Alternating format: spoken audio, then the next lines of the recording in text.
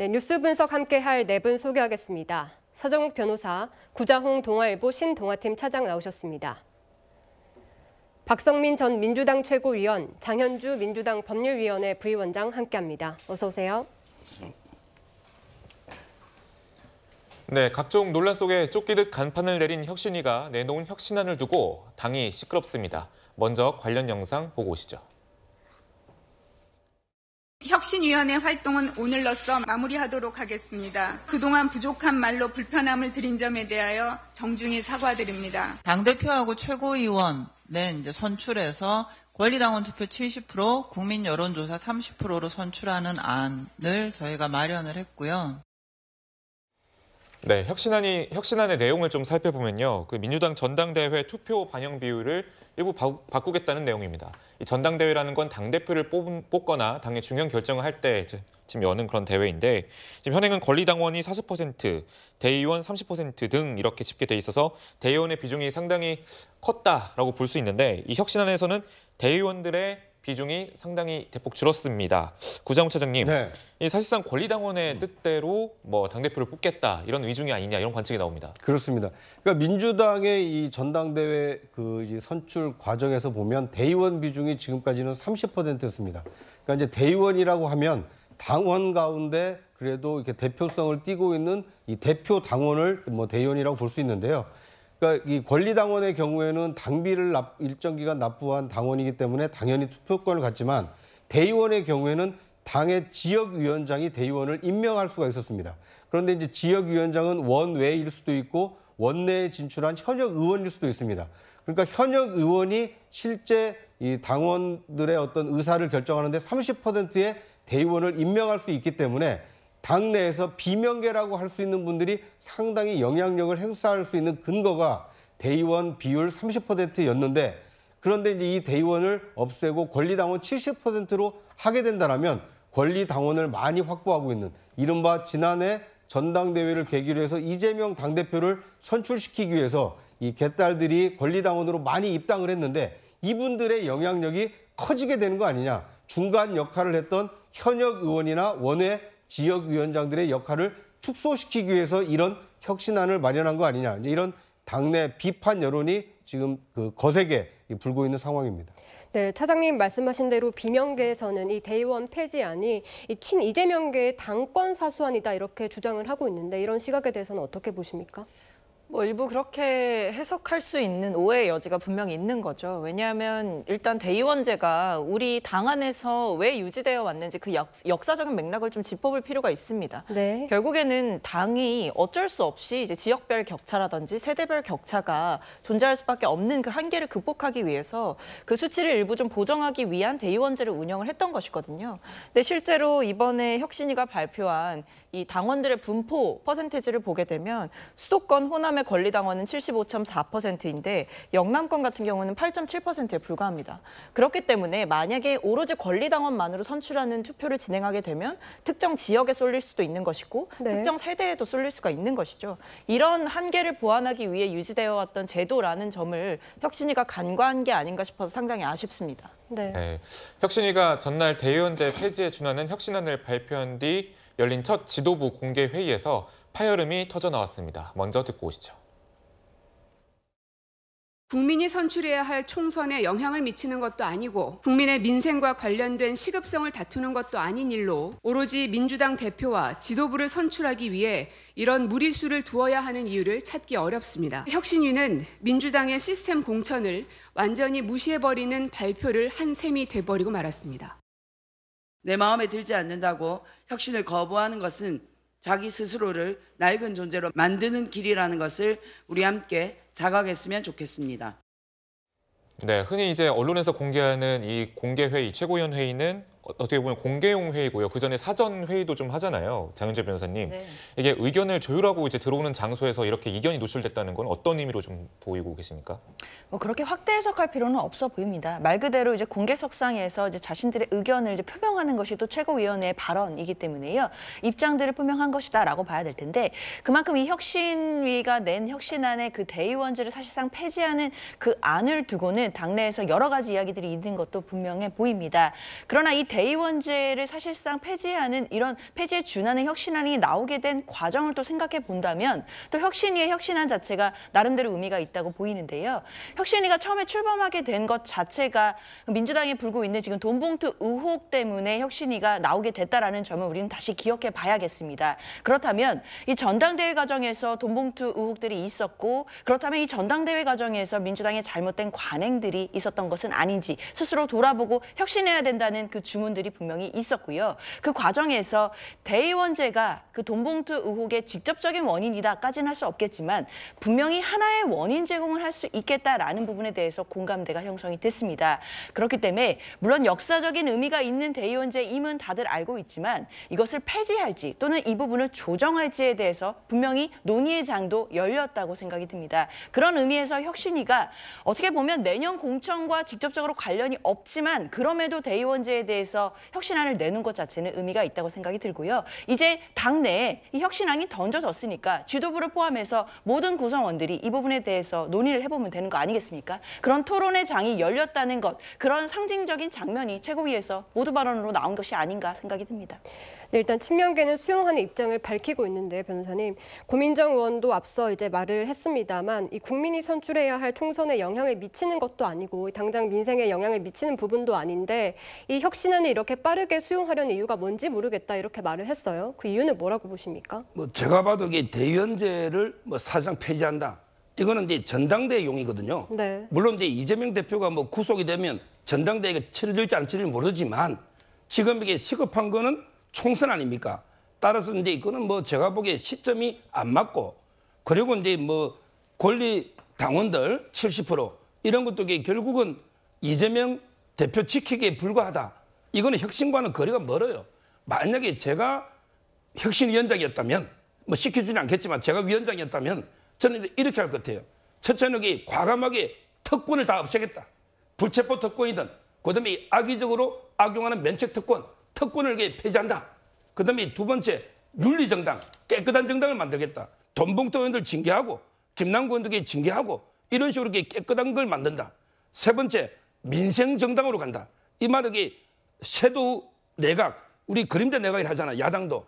이런 식으로 거의 부서별로 내각에 준하게 만들어서 정책 대안을 제시해서 국민을 위하는 이런 민생정당으로 간다. 그다음에 마지막으로 미래정당. 어떻게든 청년들, 특히 여성들 이런 목소리가 반영될 수 있도록 이런 게 혁신 아닙니까?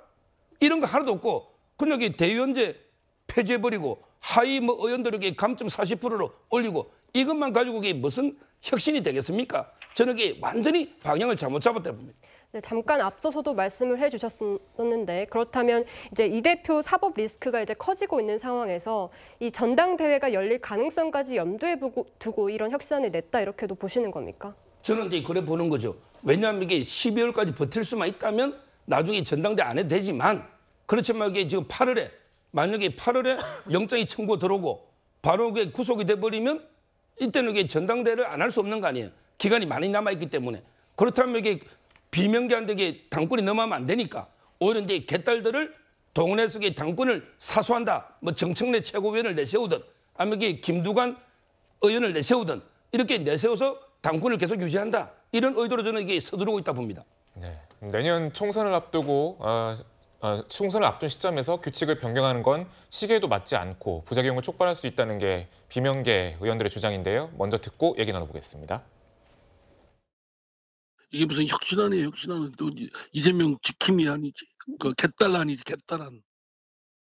지금 당장 논의하는 것은 국민들 눈에 봤을 때도 그렇고 당원들 눈에도 약간 뜬금없어 보일 공산이 커서요. 네, 민주당이 오늘 16일 정책의총과 28일에서 29일 의원 워크숍을 예고하고 있어서 의제로 올라올 경우 이 부분이 토론으로 진행될 것 같은데 당내 의견을 모인 의원들 대거 모이는 모임에서는 대부분 이 시점이 맞지 않다. 혁신에 대해서 좀 반대하는 그런 움직임이 나오고 있거든요. 어떻게 좀 보시는지요? 네, 말씀하신 대로 사실상 반대 입장을 대거 표명하고 있다고 보는 것이 맞겠습니다. 일단 내용을 보더라도 논의 자체의 시점을 미루자라는 이야기가 다수를 이루고 있거든요. 혁신안에 대한 비판도 주를 이루고 있고요. 일단 그럴 수밖에 없는 것이 사실 이 대의원제 폐지 폐지 또는 뭐 사실상 폐지 이 문제는 전당대회 때 적용되는 문제입니다. 근데 우리의 전당대회는 1년여가량이 남아 있습니다. 그렇기 때문에 사실 총선을 앞두고 국민들과의 눈높이를 맞춰야 할 혁신위가 지금 상황에서 뜬금없이 1년을 앞둔 이 전당대회 룰을 어떻게 보면 건드리는 이야기를 하고 있는 것이기 때문에 도대체 이 논란이 왜 지금 필요한 것이냐라는 의문을 당 구성원들이 제기할 수밖에 없는 것이죠.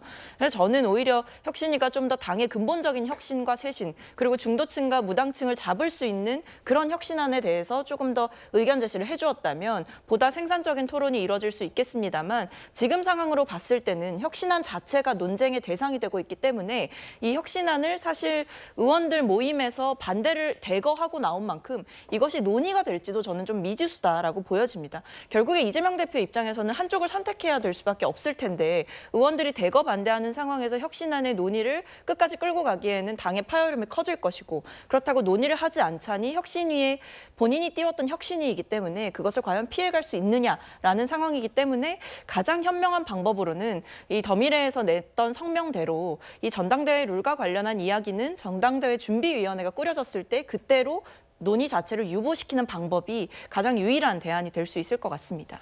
네, 반면 친명 모임들은 국회에서 기자회견을 열고 이 민주당의 위상에 걸맞는 결정을 내려주신 김은경 혁신위에 깊은 감사를 표한다고 밝혔습니다. 먼저 듣고 오시죠. 당원들의 자존감이 회복되는 것 같아 눈물나게 기뻤습니다. 이번 혁신안을 민주당 지도부는 즉시 수용해야 합니다. 네, 친명계와 권리당원들은 혁신안을 즉각 수용하라고 압박하는 모양새입니다. 변호사님, 지금 또 당 일각에서는 이 혁신안을 당원과 국민의 의견을 수렴한 절차를 거쳐서 수용을 해야 된다 이런 의견도 나오고 있는 것 같습니다. 그렇습니다. 일단 이와 관련해서는 앞으로도 당내에서 많은 논란들이 있을 것이라고 생각이 들고요. 또 논란이 되고 있기 때문에 또 토론 과정을 거칠 거라고 생각이 듭니다. 일단 당장 16일에 정책의총이 예정되어 있고 28일, 29일에는 국회의원들의 워크숍이 예정되어 있습니다. 그때 이 혁신안과 관련된 주제를 가지고 의원들이 많은 토론을 할 것이라고 예상이 되는데요. 벌써 대의원제 폐지를 두고는 좀 반대를 하시는 그런 또 의원들의 모임들의 입장도 나왔고 또 찬성하고 적극적으로 환영하는 또 그런 입장들도 나오고 있기 때문에 그 과정 속에서 조율을 하고 어떤 대안을 찾아 나가는 것도 또 민주당의 몫이라고 생각이 듭니다. 그러나 혁신안 자체가 특히 그 공천과 관련된 부분도 있었지만 이 대의원제의 사실상 폐지 부분이 나오게 된 이유는 앞서 밝힌 것과 같이 돈봉투 의혹과 관련해서 전당대회에서 어떤 그런 잘못된 관행들이 있었다면 이 대의원제가 한 몫을 했다. 즉 한 가지의 원인이 됐다라는 점에 대해서는 분명히 당원들 간에 공감대가 있었던 것도 분명한 것 같습니다. 그런 부분들에 대해서 어떻게 해결할지에 대해서도 분명히 혁신안에서는 그 대안을 제시해야 되는 의무가 있었기 때문에 나온 안이라고 보여지고요. 이 관련해서 뭐 시기라든지 또는 이 대의원제 비율이라든지 또는 사실상 폐지할 것인지 아니면 남겨두고 그 비율을 조절할 것인지 세부적인 것은 이제 앞으로 모든 가능성을 열어놓고 이야기를 하면 되는 것이 아닌가라는 생각이 듭니다. 네, 3차 혁신안에는 현역 의원 공천 불이익 관련 내용도 있습니다. 먼저 듣고 얘기 나눠보겠습니다. 22대 총선에서 당내 경선을 할 때 국회의원 평가 결과 하위 30%까지 비례적 감산 방식을 적용을 할 것을 권고안으로 만들었습니다. 저희가 마련한 안은 하위 10%까지는 감산 40%, 그다음에 하위 20%까지는 감산 30%, 하위 30%까지는 감산 20%를 적용을 해서 국회의원 평가에 좀 더 엄밀성을 기하는 것이 좋겠다라고 하는 안을 만들었고요. 네, 그러니까 한마디로 정의하면 현역 국회의원들 평가를 더 세게 하겠다. 이런 평가로 취지로 들리는데 구정무 차장님, 네. 뭐 이를 두고서 이제 원외 강성 인사들이 해온 그 현역 물갈이를 요구를 대폭 받아들인 거다. 뭐 이런 관측이 나오는 것 같습니다. 그렇습니다. 왜냐하면 그 대상자가 지금 현역 의원들이기 때문에 그렇습니다. 그러니까 현역 의원이 아니고 만약에 저것을 확대를 해서 지역위원장의 경우에도 이 당의 당무 감사를 통해서 평가가 낮은 사람에게 불이익을 주겠다라고 하면 형평 문제가 그 제기될 가능성이 낮거든요. 그런데 유독 현역 국회의원에 대해서만 저렇게 이 엄격한 이 감산, 이게 감산이라는 것은 여론조사에서 자신이 받은 지지율의 40% 정도를 감해서 이 지지율로 합산하겠다는 거거든요. 그러니까 그만큼 압도적으로 이기지 않으면 현역 국회의원들이 다시 공천을 받을 가능성이 낮기 때문에 유독 현역 의원들에게만 저렇게 가혹한 이 혁신안을 만든 이유가 뭐냐? 지금 현재 당의 의석 분포로만 놓고 보면 친명계 의원보다는 비명계 국회의원이 훨씬 많기 때문에 비명계 의원들을 합법적으로 낙천시키기 위해서 저런 개혁안, 혁신안을 만든 거 아니냐, 이런 당내 지금 비판 여론이 들끓고 있는 것입니다.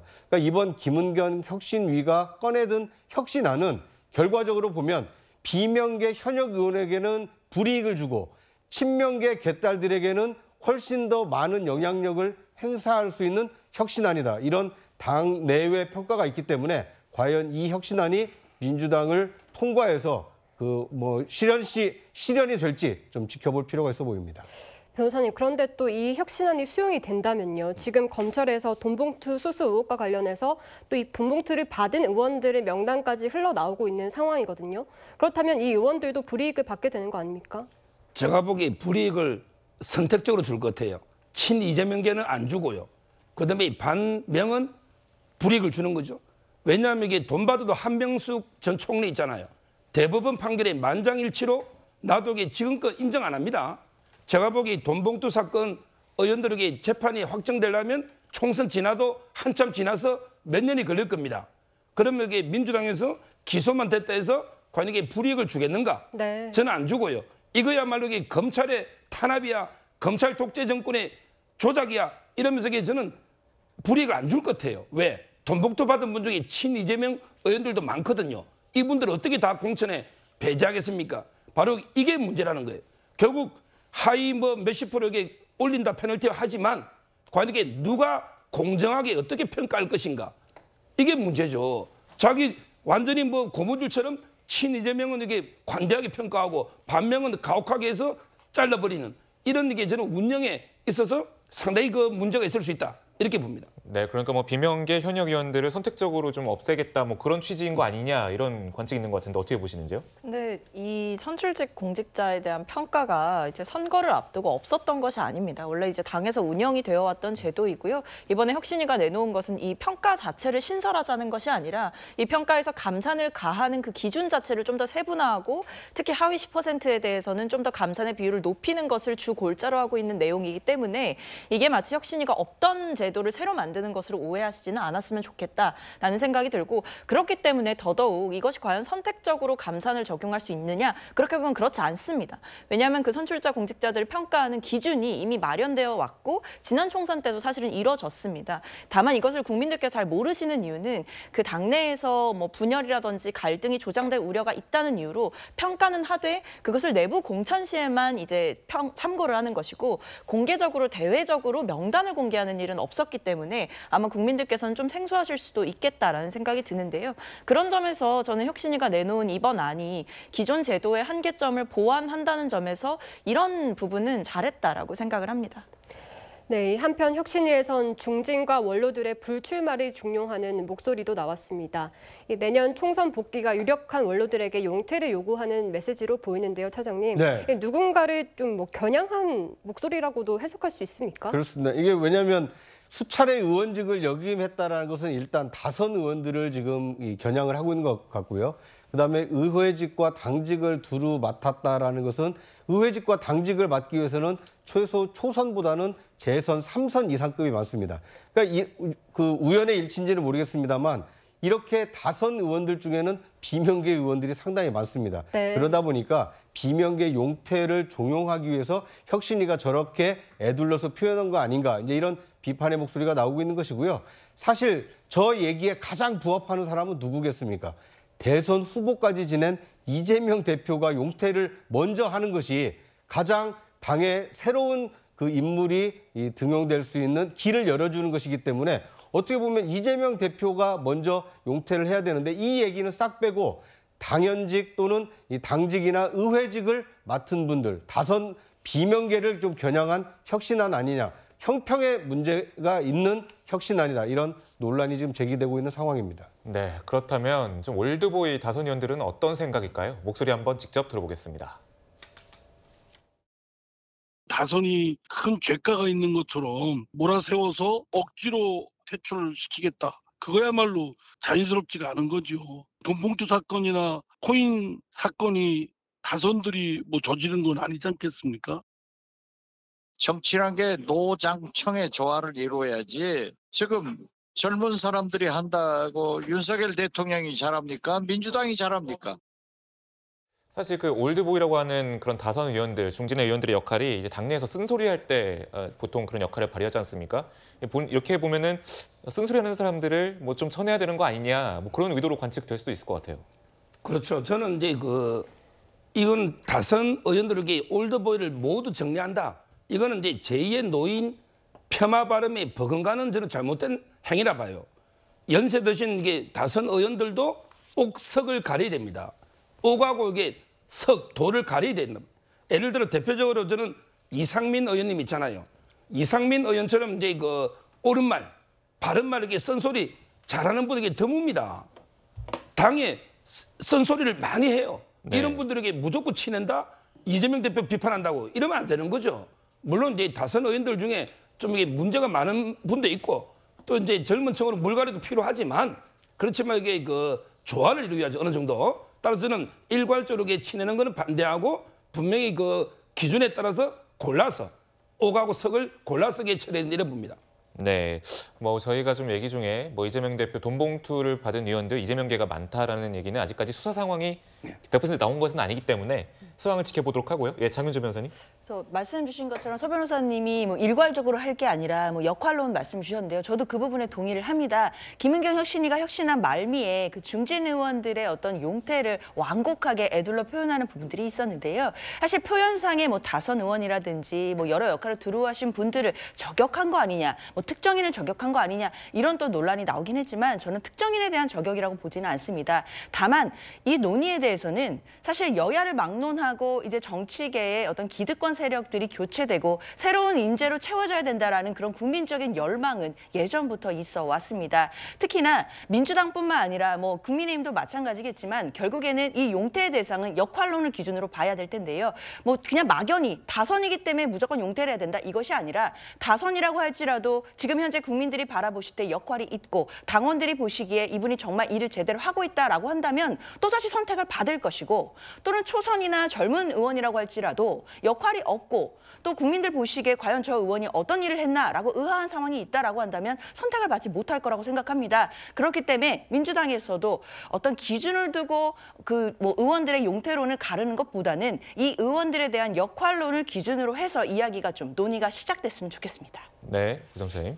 그런데 이제 민주당의 저 혁신안이 논란이 되고 있는 이유는 이제 평가를 하지 않겠습니까? 평가를 통해서 하위를 가르고 불이익을 줄 텐데 그 평가가 과연 공정한가? 과연 합리적이고 국민들이 납득할 만한가? 이 평가 기준이 지금 공개가 안 되어 있기 때문에 더 논란이 되고 있는 겁니다. 만약에 지금 다선 의원들이나 아니면 비명계에게 불이익을 줄 거라고 예상이 되고 있는 이유가 뭐냐면 지금 이재명 대표 체제가 들어선 이후에 사법 리스크를 만회하기 위해서 장외 집회를 굉장히 많이 열었습니다. 그 장외 집회 때마다 해당 지역구에서 얼마나 많은 당원들 또는 얼마나 많은 지지자들이 참여했는가를 숫자를 다 지금 세놨습니다. 그래서 정당 활동에 대한 기여도 또는 정당 활동에 대한 참여도를 굉장히 높은 배점으로 줘서 비명계라든지 아니면 다선 의원들이 참여가 저조하다는 이유로 높은 의정 활동을 하고 당내 그 기여가 있음에도 불구하고 불이익을 줄 가능성이 굉장히 높기 때문에 지금 저 혁신안에 대해서는 비명계와 다선 의원들이 상당히 큰 불만을 가지고 있다. 투명하게 어떤 평가 기준으로 어떤 배점으로 어떻게 평가할 것인지를 국민과 당원에게 투명하게 공개하는 것이 좀 필요한 것이 아닌가 하는 생각이 듭니다. 네, 이 갑론을박들이 좀 나오고 있는데 우선 혁신위에 모든 전권을 준 사람이 있죠. 바로 이재명 민주당 대표입니다. 이재명 민주당 대표는 혁신안에 대해서 어떤 입장일까요? 관련 목소리 듣고 얘기 나눠보겠습니다. 일단 혁신안은 혁신위의 제안이기 때문에 당내 논의를 거쳐서 합당한 결과를 만들어내도록 할 것입니다. 당내 반발도 큰데 얼마나 수용될 거라고 보세요? 거부하시죠.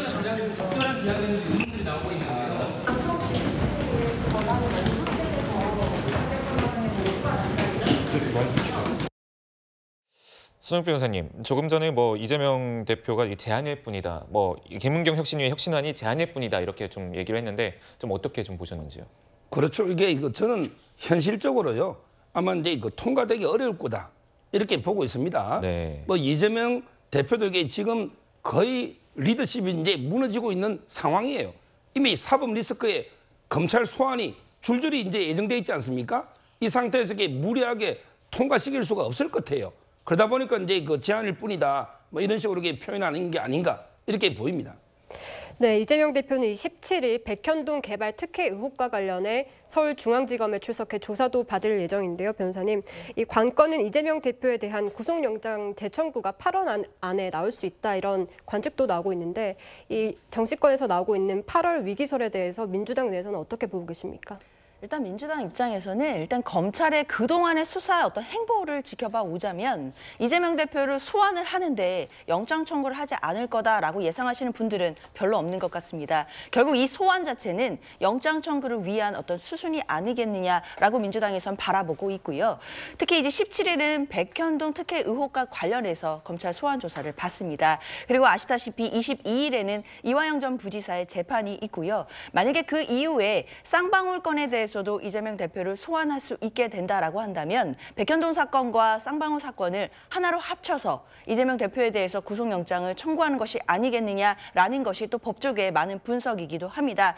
8월이 되었던 9월이 되었던 만약에 검찰에서 영장 청구를 하게 된다라고 한다면 물론 이 부분에 대해서 민주당으로서는 검찰이 정적 제거를 위한 탄압하고 있는 수사라고 보고 있긴 하지만 이재명 대표가 이미 국회에서 국민들 앞에서 불체포 특권을 내려놓겠다라고 선언한 바가 있습니다. 그렇기 때문에 검찰 수사에 당당하게 응해서 그 절차대로 제대로 대응을 하지 않을까라고 생각하고 있습니다. 네. 위원님, 지금 10월 사퇴론, 12월 사퇴론 이런 식으로 사퇴론이 끊이지 않고 있는데 이 대표 사퇴할 가능성도 있다고 보십니까? 현재로서는 어떻게 단언하기가 좀 어려운 부분이죠. 일단 말씀해주신 10월 사퇴론 같은 경우에는 당 내에서도 굉장히 근거 없는 낭설이다라는 이야기가 많았기 때문에 그것은 뭐 논의할 좀 필요가 없는 내용인 것 같고요. 12월 사퇴론에 대해서도 그동안 정치권에서 일부 호사가들에 의해서 많이 논의가 됐던 내용이긴 합니다만 아직까지는 구체적으로 벌어지지 않은 상황을 상정하고 나서 세우는 시나리오는 무의미한 상황이다라고 저는 그렇게 보고 있습니다. 알겠습니다. 지금까지 혁신안이 둘러싼 민주당 내부 갑론을박에 대해서 살펴봤습니다.